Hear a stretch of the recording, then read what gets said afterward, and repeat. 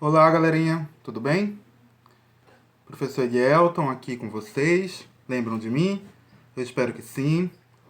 É, Precisando dar continuidade às nossas atividades, né, do ano letivo, eu inicio agora com vocês um novo conteúdo, um novo assunto referente ao nosso planejamento anual, né, de História, da turma do sétimo ano. E esse assunto ele tem como título o processo de centralização política na Europa. Esse processo de centralização política na Europa ele vai ser muito importante porque a gente vai passar a compreender melhor como que o sistema absolutista, né, como que o rei e todo o poder que esse rei tem, né, passa a existir. Como que esse poder ele passa a estar centralizado na mão desse monarca, né? Por que eu estou falando isso para vocês? Como era que funcionava anteriormente? Cada senhor feudal era dono do seu feudo, não foi isso que nós vimos? Né?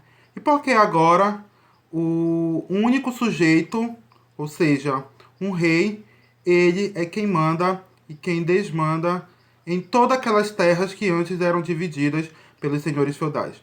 É isso que nós vamos ver a partir desse momento. Então, a centralização política na Europa nada mais é do que a centralização do poder político, né, nas mãos de um rei, ou seja, nas mãos de um monarca. O que é que a gente vai perceber ali na Baixa Idade Média, né, quando o sistema feudal já está passando por um processo de crise? A gente vai ver, né, uma fragmentação do poder político da época. Antes, o poder político estava dividido entre dezenas de senhores feudais. E como falei anteriormente para vocês, cada um desse senhor feudal ele era responsável, né, por governar sua terra. Do século XIII ao século XV, nós vamos começar a perceber que esse poder ele sai das mãos dos senhores feudais e passa a estar centralizado nas mãos do monarca, ou seja, nas mãos do rei. Mas quais são os fatores que vão levar, né, para que esse processo de centralização política ocorra? Né? A gente viu anteriormente que vai acontecer uma crise no sistema feudal. E essa crise no sistema feudal vai estar associada principalmente, veja bem o que eu estou falando, principalmente, mas não somente, tá?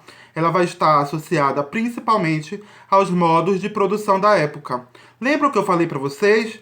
Né? Aqueles modos de produção da época não eram suficientes para suprir a necessidade daquelas pessoas que estavam crescendo o número, né? Estava acontecendo uma expansão populacional muito grande naquela região. Então, esses modos de produção eles estavam se tornando cada vez mais ineficientes. Né? Eles não estavam conseguindo suprir a necessidade desse inchaço populacional que estava acontecendo ali na Europa feudal. Né? Então, esses modos de produção, essa crise do sistema feudal associado a esses modos de produção, muitas das vezes tradicional, né? Também vai ser um fator preponderante para que ocorra esse processo de centralização política na época. Além disso, nós vamos perceber, né, que nesse momento vai acontecer aquelas desgraças, né, aqueles problemas sociais lá do século XIV. A fome, muito associada também a esses modos de produção, né, do período, a peste negra, que nós falamos lá nas nossas últimas aulas, a Guerra dos 100 Anos, as revoltas dos camponeses, né? Tudo isso vai ser muito importante para que esse processo de centralização política ele aconteça, né? Ou seja, para que esse poder que antes estava centralizado na mão de um senhor feudal passe agora a estar centralizado na mão de um monarca, na mão de um rei. Né? Esse sistema feudal ele vai ser muito interessante nós entendermos ele melhor. Por quê? Porque esse sistema feudal, mais precisamente as relações servis que eram estipuladas, que eram colocadas em práticas ali no feudo, né, eram relações um pouco dinâmicas, ou seja, aqueles servos, eles eram o tempo todo explorados, né, eles tinham o tempo todo que estar pagando tributos, diversos tributos, diversas obrigações aos seus senhores, logo não havia um estímulo, né, para que ocorresse um aumento de produção naquele momento, né? E essa falta de estímulo vai fazer com que essas crises políticas, essas crises econômicas e sociais da época, elas se intensifiquem cada vez mais. Certo, gente? Então, a gente vai perceber que vai haver uma incapacidade dos senhores feudais em promover principalmente transformações políticas, transformações econômicas, transformações sociais, né, naquele momento. E eu trago aqui para vocês um exemplo para tentar esclarecer melhor, né, essas questões. Esse exemplo eu falo que os senhores feudais eles não tinham mais condições de manter, ou seja, eles não tinham mais condições de prover condições mínimas de subsistência. Se não há mais condições mínimas de subsistência, logo, né, não vai haver proteção, não vai haver servos mais trabalhando naquela região e demais sujeitos que viviam ali naquela área, junto com os servos, junto com os próprios senhores feudais, os familiares dos senhores feudais, vão estar totalmente desprotegidos, né? E a gente percebe o quê? Que nesse momento, os senhores feudais eles vão começar a passar por um processo, né, de crise, facilitando ainda mais com que ocorra,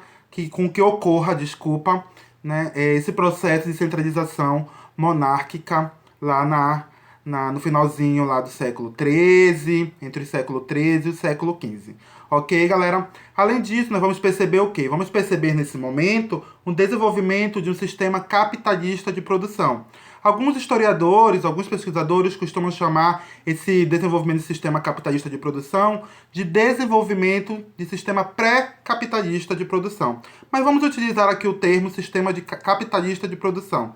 Nesse momento, nós vamos começar a perceber que vai ocorrer o que a historiografia chama de renascimento comercial urbano, né?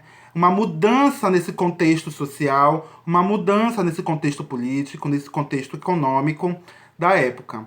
E junto com essa mudança vai surgir uma nova categoria, vai surgir um novo grupo chamado de burguesia. E quem era essa burguesia? Era justamente aquelas pessoas que estavam ligadas principalmente ao comércio naquele momento, que estavam enriquecendo, né, numa velocidade um tanto intensa, né, naquela época, e essa burguesia ela vai ascendendo socialmente naquele momento. Então, o que vai acontecer? Nós vamos perceber, né, nessa questão aqui sobre esse processo de centralização política na Europa, que esse poder, ele que passa a ser centralizado na mão do rei, e não acontece de uma hora para outra. Para que esse poder aconteça, né, o rei vai buscar alianças com essa burguesia. Por que ele vai buscar alianças com essa burguesia?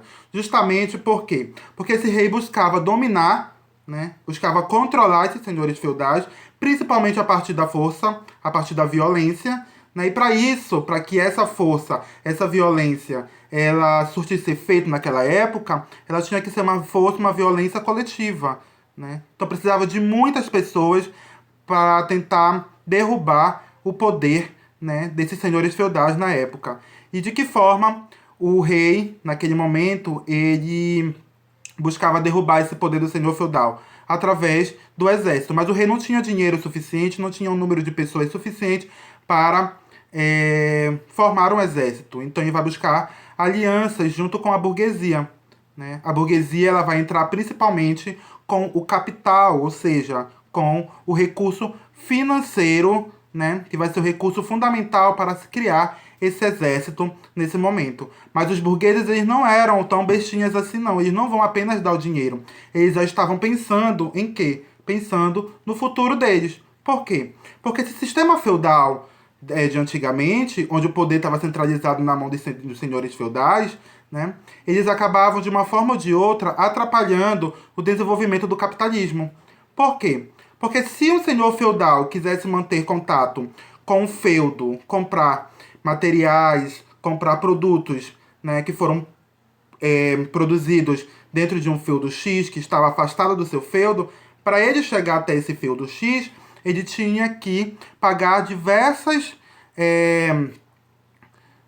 taxas, né, tinha que pagar diversos pedágios nos outros feudos para que ele pudesse poder chegar, né, naquele feudo X com quem ele queria manter o contato, o comércio naquele momento. Então, se, né, a burguesia que estava crescendo economicamente naquela época sentia essa necessidade de manter o comércio com os feudos de uma forma mais geral, né, sem esse empecilho, né, de pagar taxas, né, de pagar pedágios para ter o acesso até aquele determinado feudo com quem essa burguesia queria manter o contato, queria manter o comércio, né, praticar o comércio. Eles queriam esse fim desse sistema feudal. Por quê? Porque aconteceria uma unificação, né, daquelas terras, onde apenas uma lei, apenas um tipo de moeda, apenas um tipo de religiosidade, né, de ideologia iria circular ali naquele momento. Então, o trânsito desses burgueses, o trânsito desses outros sujeitos que praticavam o comércio na época, eles iriam se tornar trânsitos cada vez mais tranquilos, né, cada vez mais fáceis de ser exercidos. Ok, galera? Então a gente fica por aqui, essa nossa aula. Mas antes de terminar essa aula, desculpa, né, eu trouxe um trecho aqui do livro didático de vocês, lá da página 22, né, que também fala que os monarcas, além de receberem o apoio de alguns nobres, né, naquela época, eles estavam muito enfraquecidos com as cruzadas, com as fugas dos servos para as cidades, né? Muitos aristocratas, eles se aliaram ao rei, mantendo boa parte de seus privilégios, né?